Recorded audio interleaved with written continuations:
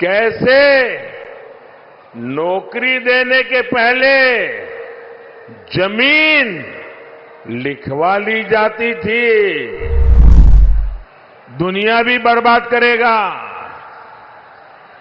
सब सोच रहे थे कि अब क्या होगा।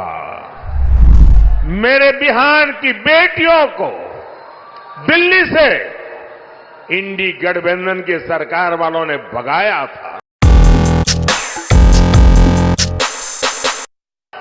राजा जनक, सीता मैया, कविराज विद्यापति के ई पावन मिथिला भूमि के नमन करे छी।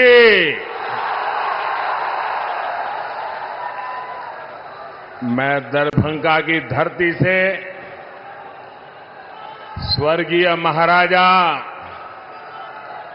कामेश्वर सिंह जी को भी प्रणाम करता हूं। एक तो मिथिला की ये पुण्य भूमि और दूसरा आप जनता जनार्दन का आशीर्वाद। इससे बड़ा जीवन का सौभाग्य क्या हो सकता है।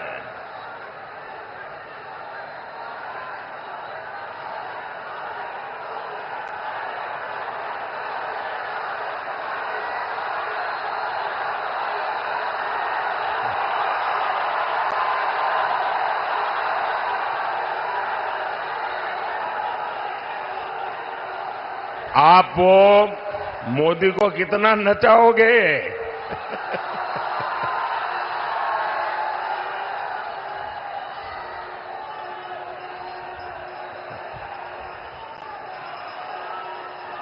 वो एसपीजी वालों को कहिए वो मोदी को कब्जा कर ले।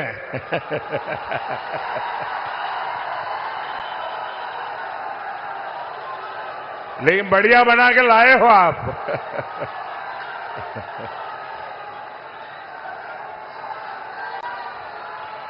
आपका बहुत बहुत धन्यवाद जी। बोले भारत माता की। दुनिया भी बर्बाद करेगा। सब सोच रहे थे कि अब क्या होगा, लेकिन उस समय भारत ने दिखाया कि भारत का सामर्थ्य क्या होता है। भारत उस संकट से निकला, दुनिया को भी राह दिखाई। लेकिन साथियों, उस इतने बड़े संकट में बिहार के लोगों के साथ कांग्रेस और इंडी गठबंधन वालों ने जो किया वो मैं कभी नहीं भूल सकता।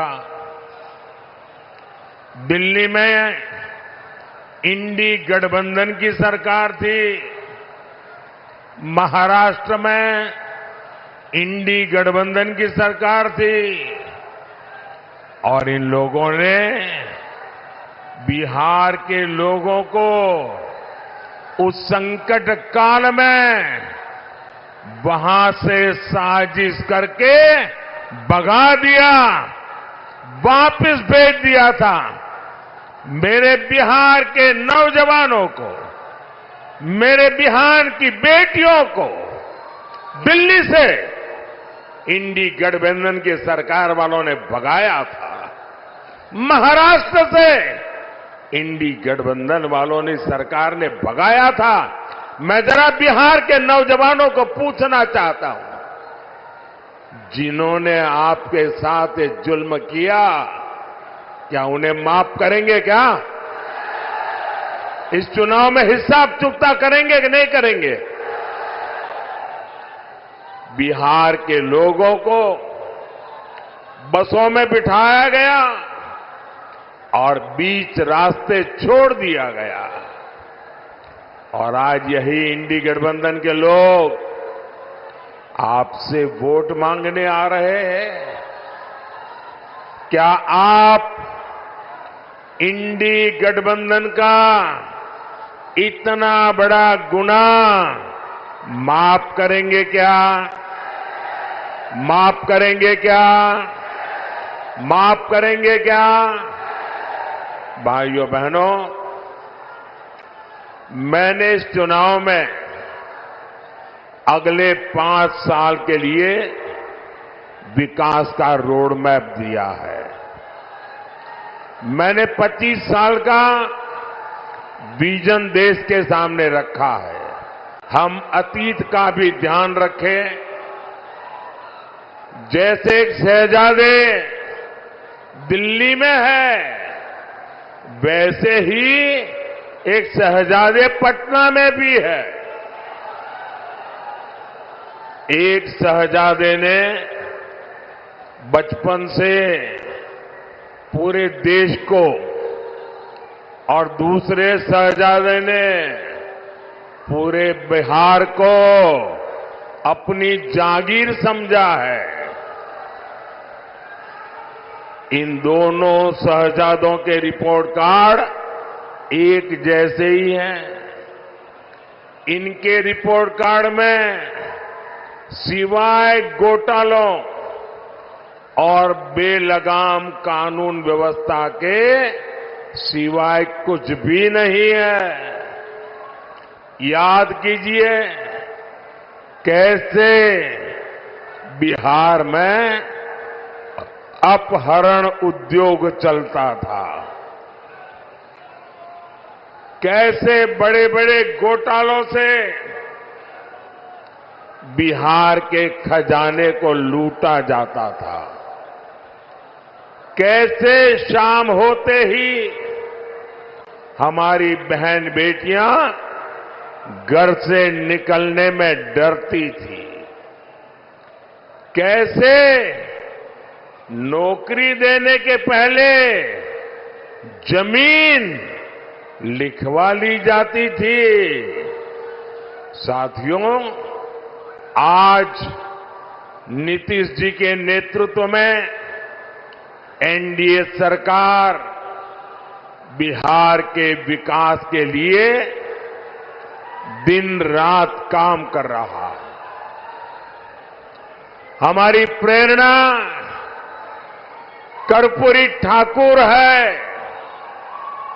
जिन्हें कुछ समय पहले भारत रत्न देने का सौभाग्य हमें मिला है।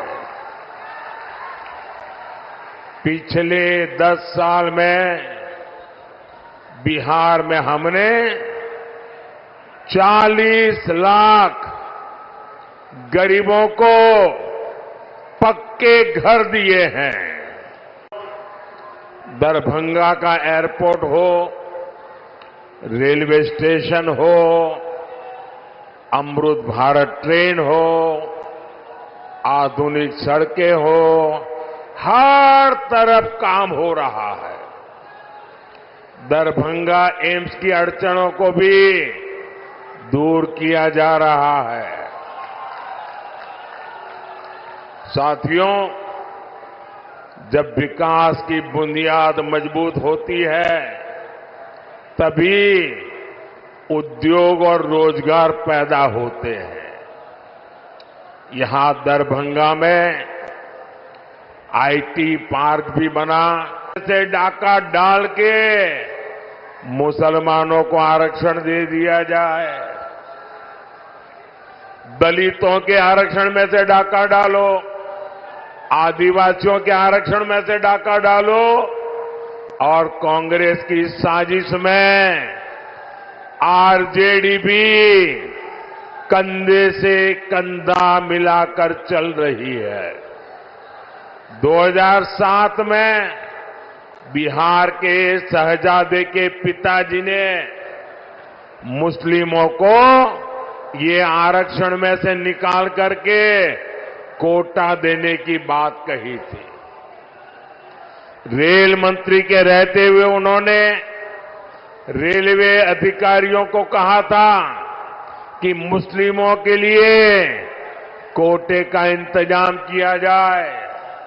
सोचिए, ये एससी, एसटी, ओबीसी का आरक्षण छीनकर को मुस्लिमों को देना चाहते हैं। आप मुझे बताइए, धर्म के आधार पर ओबीसी, एससी, एसटी आरक्षण अगर कटेगा तो यादव, कुर्मी, इन समाज का हक भी बचेगा क्या? सब कुछ खत्म हो जाएगा। पासवान, मुसहर, रविदास, दानुक समाज के हक पर ये डाका डालने में उसकी फिराक में है।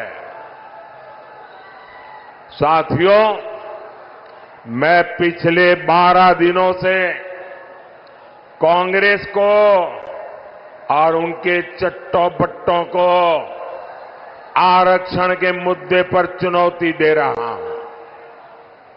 मैंने उनसे कहा है, मैंने लिखित में मांगा है कि इंडी गठबंधन धर्म के आधार पर एससी, एसटी, ओबीसी का आरक्षण छीन करके मुसलमानों को नहीं देंगे।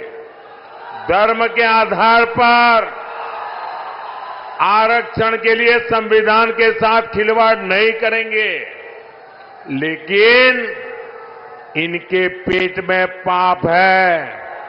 12 दिन से मैं मांग कर रहा हूं, ये चुप बैठे हैं। साथियों,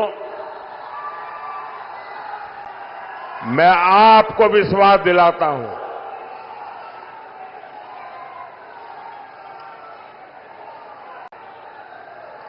मैं आपको विश्वास दिलाता हूं, जब तक मोदी जिंदा है, जब तक मोदी जिंदा है, एससी, एसटी, ओबीसी के आरक्षण पर कभी भी मैं खिलवाड़ नहीं करने दूंगा। साथियों, मैंने जब से कांग्रेस, आरजेडी के इरादों को बेनकाब किया है तो ये लोग बौखला गए हैं।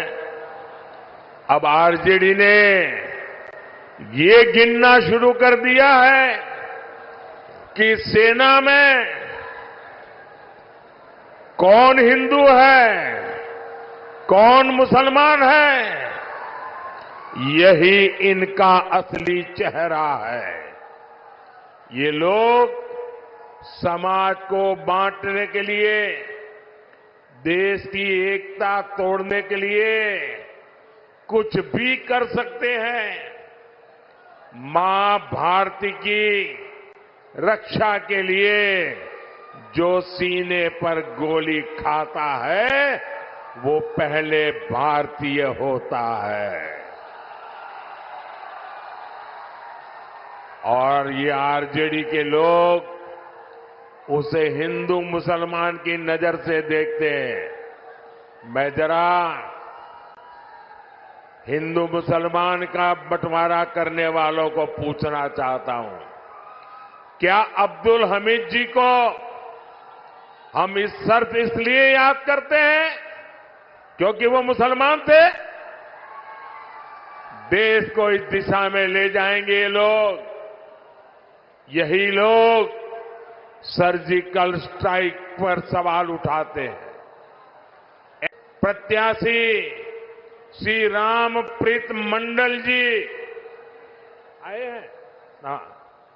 13 मई को दरभंगा में बीजेपी से श्री गोपाल ठाकुर जी और समस्तीपुर से एलजेपी की हमारी बेटी श्रीमती सांभवी चौधरी जी पूरे हिंदुस्तान की सबसे छोटी उम्र की बेटी चुनाव लड़ रही है।